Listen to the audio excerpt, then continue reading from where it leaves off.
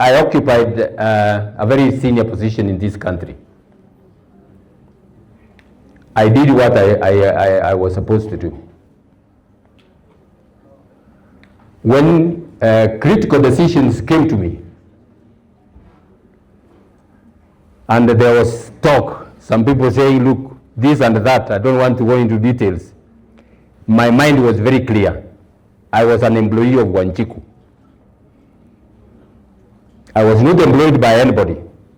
Some even said, look, the president appointed you CJ. I was quick to tell them that the president didn't appoint me as CJ. The president performed a ceremonial function. Like when the Kenyans have elected the president, the CJ swears the president is in. Is it the prayer meaning the CJ who has elected the president? It is the Kenyan people who have selected the president. It is our constitution. The president, all that the president does is a ceremonial function. That's why some of you saw when we interviewed and nominated 46 judges to be appointed, and the president refused to appoint them. I was even being asked to accept, take a few and leave the others. I told them it is either all of them or none.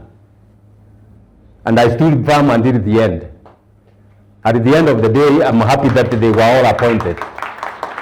Why did I say that? Because the president didn't appoint those judges. Those judges were appointed by the Judicial Service Commission in accordance with our constitution. They were competitively recruited. So, and we had asked for intelligence from all the government institutions that if anybody had anything to say about the candidates before we interviewed them, was at liberty to send memoranda. We even put it very clearly that some of the matters could be handled in a confidential manner. And none came. Then you now tell me when we have interviewed those judges and they have qualified, we have nominated them, that you can't appoint them because you have the intelligence. Why didn't you have it, you bring it? I stood firm and that was the way we could go. My mind was very clear that I was Wanjiku's employee.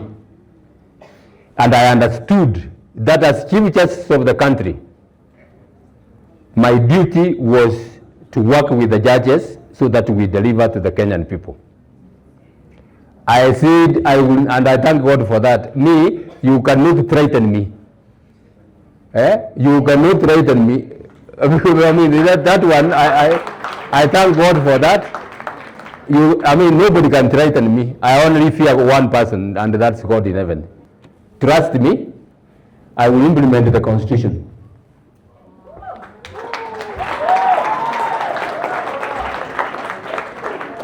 I believe, not because I am a lawyer, but when I've looked at, leadership as a whole, if you don't follow the laws that you have passed, you will end up in anarchy.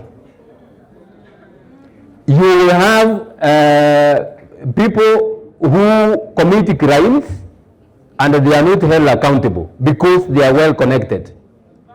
As a result of that, very many people get very injured very badly. They lose their rights. You are involved in a road accident involving a government vehicle, and when you go to court, the court awards damages to you, and the government doesn't pay because there is nothing you can do to the government. That's not the kind of government I want to run.